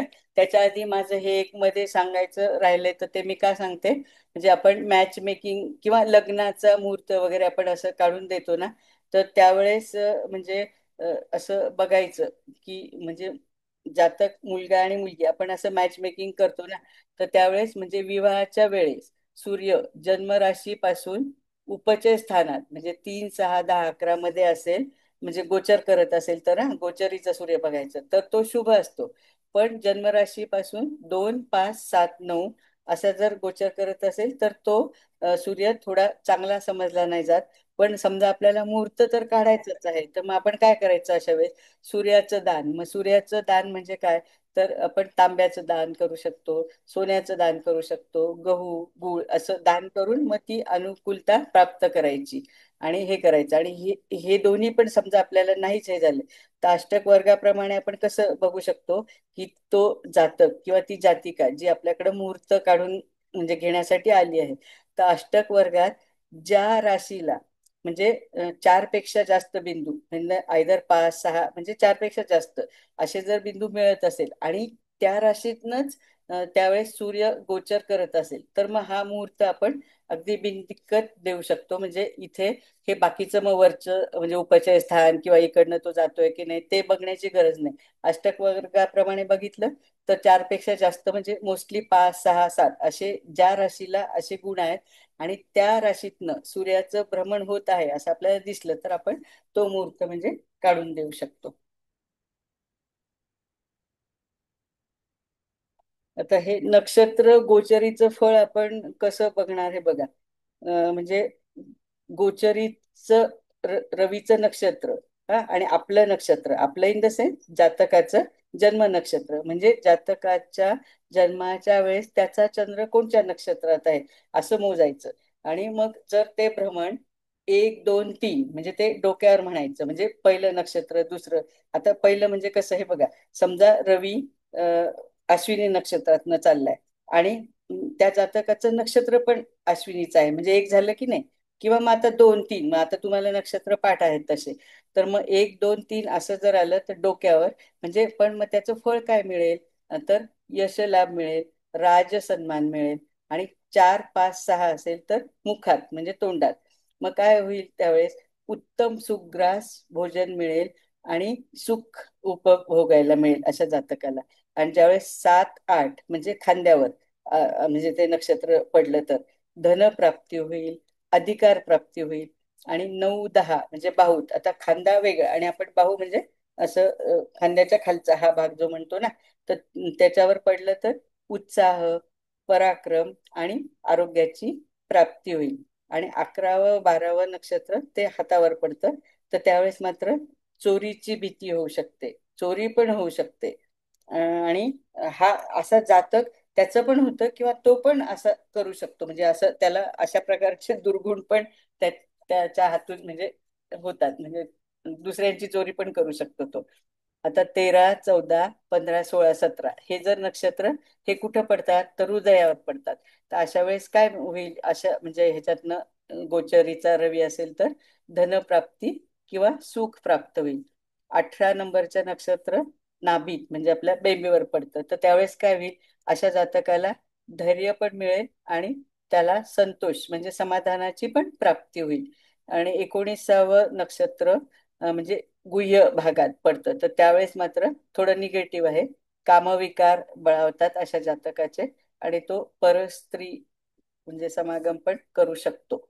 20, 21 नक्षत्र जांघेत पडतात, तर अशा वेळेस तो जातक भ्रमण खूप करेल, देश विदेशात प्रवास करेल. आणि 22, 23, 24, 25, 26, 27 हे नक्षत्र पायावर म्हणजे पायात असतात, तर त्यावेळेस त्याला अनारोग्य प्राप्ती होईल. म्हणजे सारांश आपण कसं सांगू शकतो, गोचर रवीच्या नक्षत्रापासून आपले जन्म नक्षत्र 1, 2, 3, 4, 5, 6, 7, 8, 9, 10, 13, 14, 17, 18, 19, 20, 21 पर्यंत म्हणजे आपल्याला शुभ फळे देईल. पण 22, 23, 24, 25, 26, 27 म्हणजे या नक्षत्रातनं जाईल तर आपल्याला गोचरीचे फळ म्हणजे थोडे चांगले नाही मिळणार, म्हणजे ते तारतम्याने बघावं लागेल, बाकीचं पण बघावंच लागेल. पण हे गोचरीच्या नक्षत्राचं फळ मी तुम्हाला सांगितले. मॅडम एक बोलू? बोला बोला. हा, 16, 17 सांगितलं नाही, म्हणजे राहिलं ते. 16, 17 नाही सांगितलं, सांगितलं नाही नाही बघा. ऐका नाही. ऐका ऐका, सांगते परत सांगते बा. हा 13, 14, 15, 16, 17 हे हा, हृदयात एकत्र पडतं. आहे, हा, एकत्र आहे. हा, ठीक एकत्र, आहे. हा, हा, हृदयात. आणि मग त्याचं फळ काय आहे तर धनप्राप्ती आहे आणि सुखप्राप्ती आहे.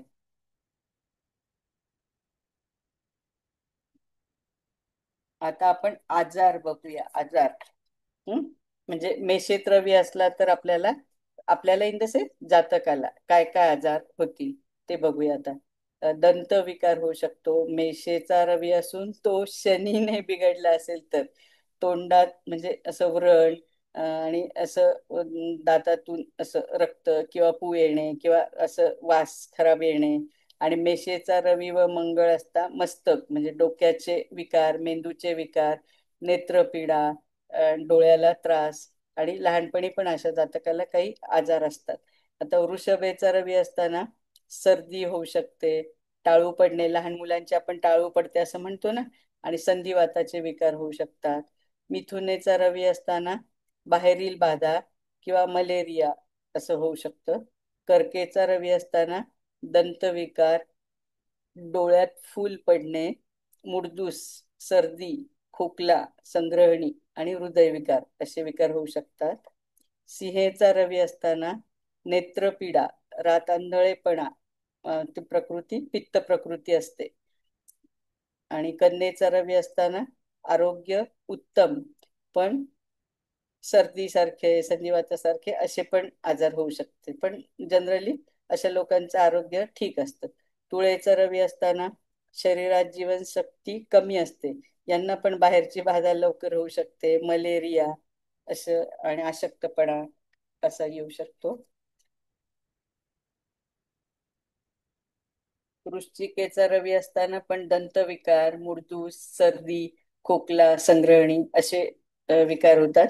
आणि धनुचा रवी असताना नेत्रपीडा होऊ शकते. मकरेचा रवी असताना वात, मेदवृद्धी, संधिवात, सर्दी, टाळू पडणे असे विकार होऊ शकतात. कुंभेचा रवी असताना, म्हणजे कुंभेचा रवी असल्यावर जनरली या जातकाचं आरोग्य ठीक राहत नाही, पण सगळं ते डिपेंड्स ऑन, आपण पूर्ण पत्रिका बघायला हवी, असं एकाच वाक्यात नाही सांगतायत. पण शरीरात जीवनशक्ती थोडी कमी, मलेरिया पण अशा लोकांना होऊ शकतो. मीनेचा रवी असताना परत सर्दी, खोकला, संग्रहणी असं आणि मुडदूस सारखे रोग होतात.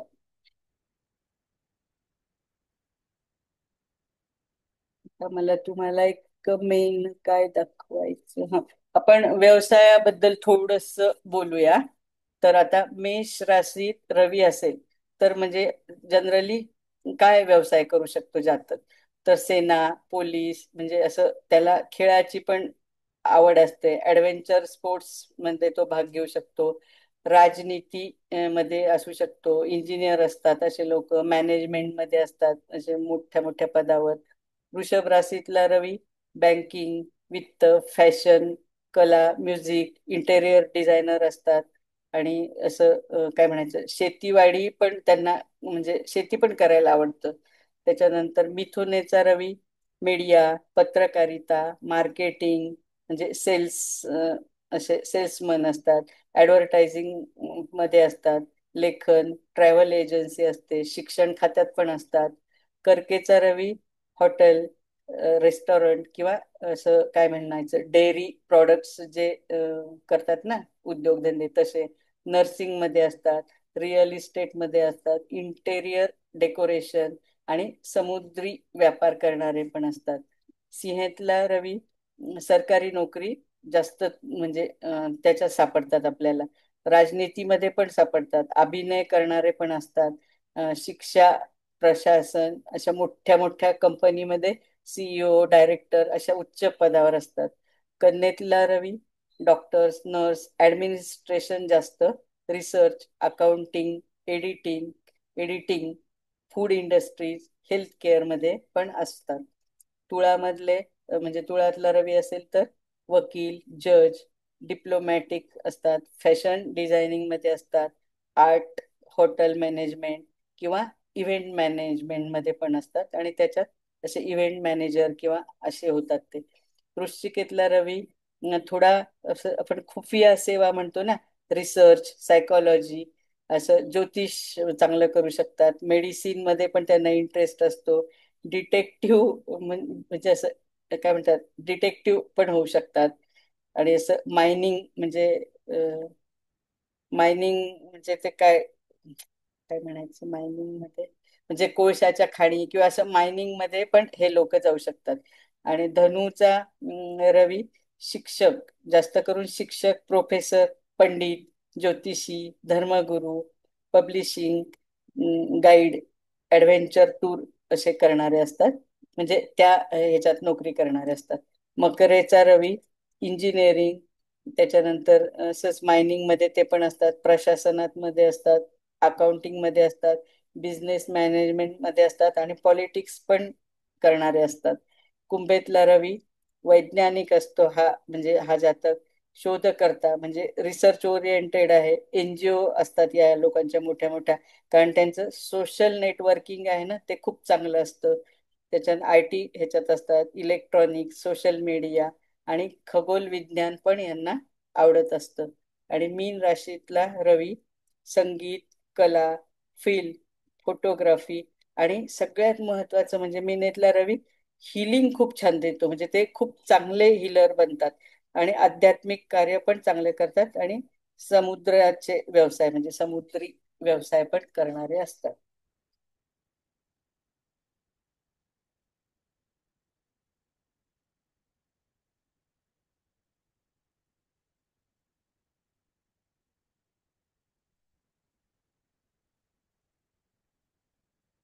आता मी, आपल्याला वेळ फार कमी राहिलाय तर मी पटकन सूर्यात नक्षत्राबद्दल तुम्हाला थोडस सांगते आणि मग सगळ्यात आपण ऍस्ट्रॉलॉजर आहोत म्हणून उपाय ते आपण हे करू. मग नंतर मी ते लावते म्हणजे सूर्ययंत्र वगैरे. तर हे आपण तुम्ही सूर्यात नक्षत्र बिंदू वगैरे हे सरांचे खूप छान क्लासेस म्हणजे आपले सर्वत्र भद्र म्हणजे सर्वत्र भद्रचे क्लासेस आहेत. त्याच्यातलाच हा सूर्यात्र नक्षत्र बिंदू ह्याच्यावरून आपण प्रेडिक्शन करत असतो. तर तुम्ही नंतर ते क्लासेस बघा. पण हे सूर्याच्या संदर्भात आहे म्हणून मी पटकन सांगते. तर सूर्य म्हणजे आपलं जन्मतः जातकाचा सूर्य ज्या नक्षत्रात असतो त्याच्यापासनं पाचवा पाचवं नक्षत्र येतं, तर त्याला विद्युन्मुख नावाचा म्हणजे हे सूर्य नक्षत्र म्हणजे सूर्य बिंदू, सूर्य नक्षत्र बिंदू असं आपण म्हणतो. तर विद्युन्मुखचा अर्थ काय आहे की अशा जातकाला त्याच्या दृष्टी समोरचे फळ मिळते. आणि मुळात हे सूर्यात नक्षत्र बिंदूचा अर्थ काय आहे की मागील जन्माचं जे आपलं काही कर्म either positive negative what ever जे झालं तर त्याचं फळ. आणि चंद्रात नक्षत्र बिंदू म्हणजे आत्ता आपण या जन्मात करत असलेलं म्हणजे कर्म त्याचं फळ. तर हे मागच्या जन्माचं आहे. म्हणजे मग सूर्य नक्षत्रापासून पाचवं नक्षत्र त्याला विद्युन्मुख बिंदू म्हणायचं. आठवं नक्षत्र आहे त्याला शूल बिंदू म्हणायचं. तर हे शूल म्हणजे आंतरिक दुःख होतं त्या जातकाला. 14वं नक्षत्र असेल सूर्य नक्षत्रापासून तर त्याला सन्निपात म्हणायचं. तर हे सन्निपात म्हणजे काय, या जातकाला एखादी गोष्ट मिळवण्यासाठी सारखे सारखे प्रयत्न करावे लागणं. 18वं जे नक्षत्र आहे ते केतू. पण हे दोन्ही अर्थाने घ्यायचं. केतू म्हणजे ध्वजा, पताका, पण ती आयदर पॉझिटिव्ह पण असेल किंवा कलंक पण मिळू शकतो आपण असं म्हणू शकतो. आणि मग 21वं जे आहे ते उल्का. म्हणजे उल्का म्हणजे वीज असं ना, की वीज कशी अचानक येते जातं, तर अचानक मिळणारं फळ असं. आणि 22वं आहे ते कंप म्हणजे चिंता, तणाव म्हणजे असं त्या जातकाला असतं. आणि वज्र म्हणजे कठीण वज्रबिंदू. तर हे 23वं हे नक्षत्रबिंदू आहे. आणि 24वं निर्धार म्हणजे असं योग्य असं निर्णय घेण्याची क्षमता असं म्हणजे निर्धार बिंदू आहे तो 24. हे म्हणजे मला सांगावं वाटलं की हे म्हणजे सूर्यातच नक्षत्र बिंदू आहेत म्हणून. आता मी तुम्हाला हे सांगते की म्हणजे जर रवी अशुभ झाला तर काय काय करायचं. हे मला ना थोडं मला नीट नाही मिळालं. दिसतंय का मी सांगू? हे बघा, 6 1 8 मॅडम दिसतंय. दिसतंय का? 7 5 3 2 9 4 म्हणजे कशीही बेरीज करा तुम्ही. असं हॉरिझॉन्टल करा किंवा असं काय म्हणायचं व्हर्टिकल करा किंवा असं तिरकी आपण म्हणजे 6 5 4 हे तिरकं झालं ना, किंवा 2 5 8 तर ह्याचं बेरीज 15 येते. हे सूर्यग्रहाचं यंत्र आहे. तर हे आपण केव्हा वापरायचं? आता जातक आपल्याकडे आलाय, आपल्याला दिसतंय की ह्या जातकाचा म्हणजे सूर्य बिघडलेला आहे किंवा ह्याला सूर्याचं बळ नाहीये. तर मग त्यावेळेस आपण त्याला हे यंत्र देऊ शकतो. आणि हे यंत्र म्हणजे खरं तर सोन्यात केलं तर अतिउत्तम. सेकंड ऑप्शन म्हणजे तांब्यात करा. किंवा अगदी नाही आपण कोणी जातक अफोर्डेबल असलं नाही करू शकत तर भोजपत्रावर त्याला लिहायला सांगायचं आणि हे जवळ ठेवायचं. किंवा काहीच नाही तर ह्याची झेरॉक्स काढून जवळ ठेवायचं. कारण सूर्य आपल्या म्हणजे काय म्हणायचं जातकाच्या इव्हन आपल्या पण कुंडलीतला सगळ्यात मेन ग्रह आहे. म्हणजे त्याच्यावरूनच सगळ्या ग्रहांची गती वगैरे ठरते. ते तर मी सुरुवातीला सांगितलं.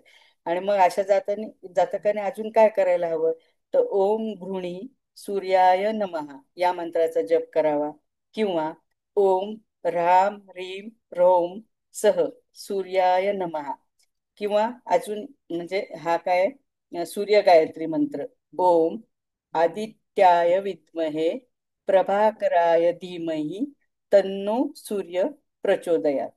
आणि दान काय करायचं, तर गहू, गूळ, तांबे हे दान, सोनं पण केलं तर अतिउत्तम, रविवारच्या दिवशी मात्र दान करायचं. आणि त्या जातकांनी कपडे पण शक्यतो तांबडी म्हणजे लाल रंगाचे वस्त्र अ, हे करायचे, दान करायचे. आता राशीनुसार सूर्यमंत्र, प्रत्येक राशीला सूर्याचं एक नाव दिलंय बघा. मेष राशीला म्हणजे मित्र, म्हणजे सूर्याचं हे नाव आहे एक 12 नावांपैकी. तर मग मेष राशीच्या लोकांनी कोणता मंत्र करायचा, ओम मित्राय नमः. वृषभ राशीच्या लोकांनी कोणता करायचा, ओम रवये नमः. मिथुन राशीच्या लोकांनी ओम सूर्याय नमः. कर्क राशीच्या लोकांनी ओम भानवे नमः. सिंह राशीच्या लोकांनी ओम खगाय नमः.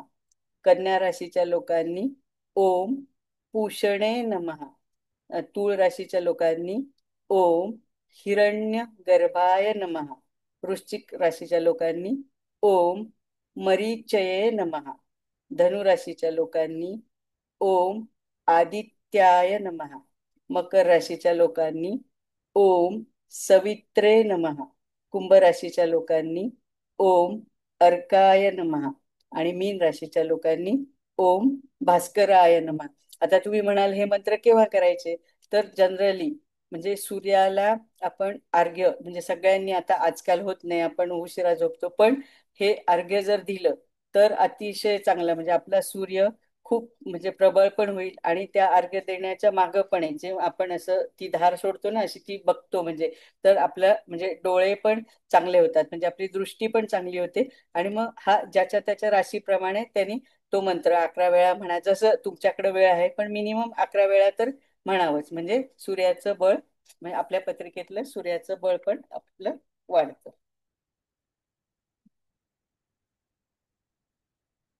आणि आता लाल किताब प्रमाणे जर तुम्हाला हवंच असेल तर मी थोडस ते पण काढले, पण आपण हेच करूया. लाल किताबची काही तशी मला आवश्यकता वाटत नाही, पण सांगते मी, आता मी काढलेच आहेत म्हणून.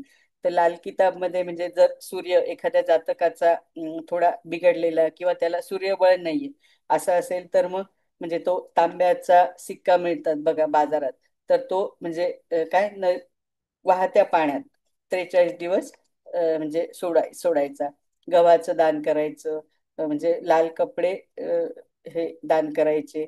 नंतर म्हणजे आपण पाणी पितो ना, तर त्यावेळेस पण तांब्याचं ग्लास किंवा तांब्याचं काय भांड वापरायचं. आणि आपल्या वडिलांची सेवा करायची नेहमी. आणि शक्यतो लाल मिरची, म्हणजे ते हे लाल किताब मध्ये सांगितलं बरं का, लाल मिरची नाही खायची म्हणजे. आणि सोन्याची अंगठी पण ह्या आपल्या रिंग फिंगर मध्ये घालायची. आणि गूळ, म्हणजे गूळ आणि गव्हाचं जास्तीत जास्त सेवन करायचं. आणि मग सूर्याचे मंत्र जापतात, ते तर मी तुम्हाला सांगितलेच आहे ना आता, त्याच्यापैकी कुठल्या पण सूर्याचा म्हणजे मंत्र जप करायचा नेहमी. आणि हे सूर्याचं काय म्हणायचं आपल्याला, रत्न, माणिक रत्न आहे, तर ते पण जर घालायला सांगितलं आपण जातकाला, ती संपूर्ण कुंडलीचा आधी अभ्यास करायला लागेल, आणि मग समजा आपल्याला त्याला द्यायचंय तर मग तेच घालायला सांगायचं. आणि ते पण शक्यतो शक्यतो म्हणजे तांब नाही, सोन्याच्याच अंगठीत आणि आपली रिंग फिंगर मध्ये. आणि रविवारीच रवीच्या होऱ्यात आणि रवीचा मंत्र जप करून मग ते घालायला सांगायचं, म्हणजे त्याचं सूर्यबळ वाढेल. आता मला असं वाटतं मी इथे थांबते. 9 वाजून गेले. सर बोला. हॅलो. हा हा मॅडम, नाही हरकत नाही, नो प्रॉब्लेम. हा, फार छान झालं, फार छान आहे. थेरॉटिकलच पार्ट आहे ना सर जास्त, म्हणजे सगळं आता ह्याचं हे सांगायचं म्हटल्यानंतर. Yes yes. नाही, आता सगळ्या ह्या तुमच्या मैत्रिणी जमलेल्या आहेत, त्या तुमच्याबद्दल जे काही अभिप्राय आहेत ते त्यांचा हक्क आहे. त्यांच्या नाही, तुमच्या अभिप्रायाचं नाही, मला अजून मी एक शेअर करते सर. काल ना हा, आपण जो मंत्र सांगितला ना, हा म्हणजे हं. अच्युतानंद, अरे बापरे, बाबा चांगलं पाणी आता इथे कुठं ठेवलो. हा, तर तर ते त्याचं मी झेरॉक्स काढलंय, तर ते ते पण मी शेअर करू का सर तुमच्या हा, संमतीने? करा ना, हं, करा करा करा. हा काय संमती हा काय त्याच्यामध्ये? हा नाही तुमच्या हातामध्ये वर्ग आहे. नाही नाही, ते काहीतरी आणा तिथे, खूप सांडले ते. हा, हे बघा, हा हा मंत्र काल मी जो सांगितला ना, तर हा म्हणजे फक्त रोग असं नाही. आपण जर हा रोज केला ना, तर आपल्याला म्हणजे सगळ्या कार्यात पण सफलता वगैरे असं सगळं मिळू शकतं.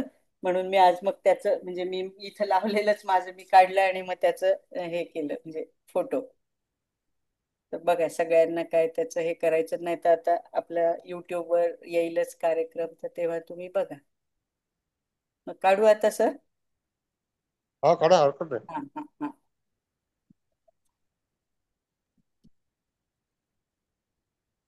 नमस्कार सर. नमस्ते नमस्ते. नमस्कार कुबल मॅडम. खूप नमस्ते. छान असं सुंदर, खूप मस्त माहिती तुम्ही सर्वांगीण माहिती दिली सूर्याबद्दल.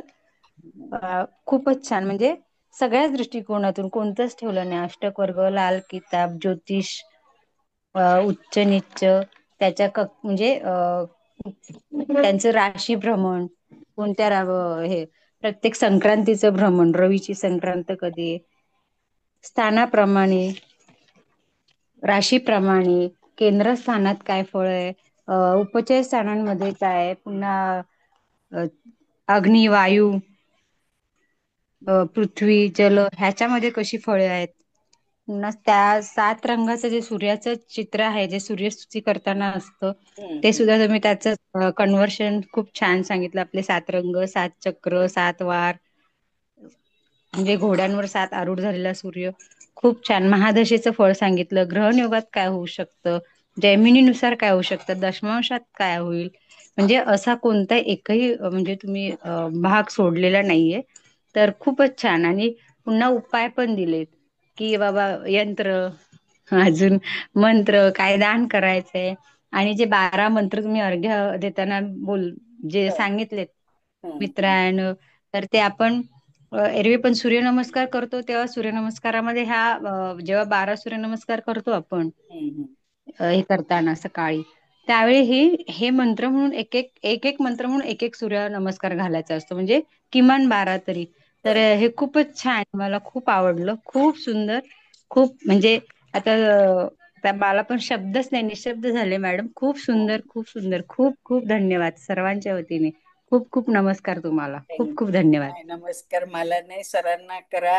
आपल्याला सगळ्यांना घडवलेलं कोणी आहे, तुम्ही पण तसेच घडले नाही आहात. मॅडम, तुम्हाला पण नमस्कार. सरांना तर ऑलवेज, म्हणजे तो असतोच, मनातच असतो कायम. म्हणजे प्रत्येक वेळी आपल्याला व्यक्त करता येत नाही, कारण वेळ आणि सगळे एवढे जण आहोत ना, आहेच. तुमच्यासाठी पण नमस्कार, खूप खूप नमस्कार मॅडम.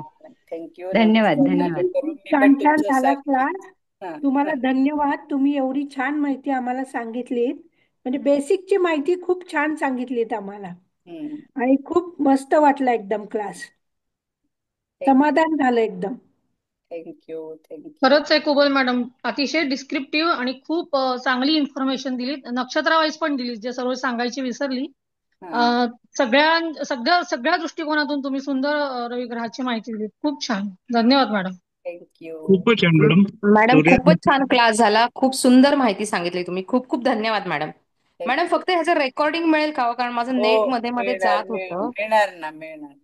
चालेल. खूप सुंदर धन्यवाद क्लास मॅडम. झाला. मॅडम जपे खूप मॅडम छान मध्ये मध्ये माहिती जात होते सांगितली, ना. सखोल आणि हो हो माहितीपूर्ण, खूप उपयुक्त प्रॉब्लेम अशी येत तुम्ही होता मला माहिती दिली. नेटचा. तुमचे खूप धन्यवाद. कुबल मॅडम आणि छान मॅडम झाला असेच क्लास. क्लास घेत राहा घेत राहा आणि आम्हाला प्रयत्न इन्फॉर्मेशन हो, देत राहा. प्रयत्न करते. तुम्ही पण सगळ्यांनी मॅडम सगळ्या करायचं. ग्रहांच्या बद्दल घ्या ओळीनी. हो, शक्यतो तसंच करायचंय, हा, सगळ्यांचेच घ्यायचंय. पण बघते आता मला कसं कसं जमतं, पण घेईन हो आता, हो हो. प्रयत्न करेल. आता सरांची आज्ञा आहे म्हटल्यावर मोडणार नाही. चालेल, ठीक आहे धन्यवाद मॅडम. सर, एक धन्यवाद तुम्ही मॅडम. परत धन्यवाद. थँक्यू. बरं, उद्याचा एक रविवारचा स्लॉट रिकामा आहे. हा जर कोणाला आपलं मनोगत व्यक्त करायचं असेल ज्योतिषशास्त्राबद्दल, तर आपल्याला तिथे सोय आहे आणि मी तिथे क्लास लावून देईन, काही चिंता करू नका. ज्या कोणाला इच्छा असेल त्याला. आणि हे ज्ञान जे आहे ते तुम्ही सर्वजण उत्तम हुशार झालेले आहात, शिकलेले आहात, तर प्रत्येकाला संधी मिळाली पाहिजे. तुम्ही आणखी इतरांना पण तुम्ही हे करू शकता.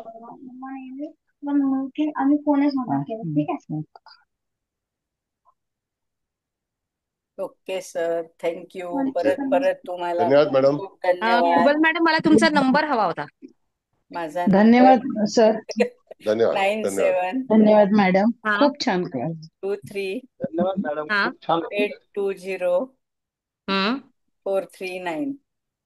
पण मी आधीच क्षमा मागते.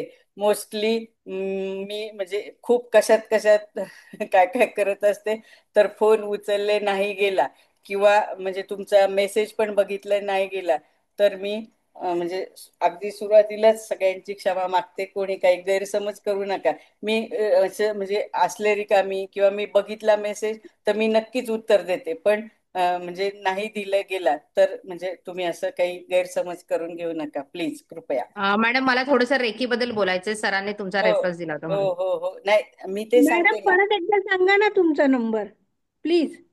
9723820439.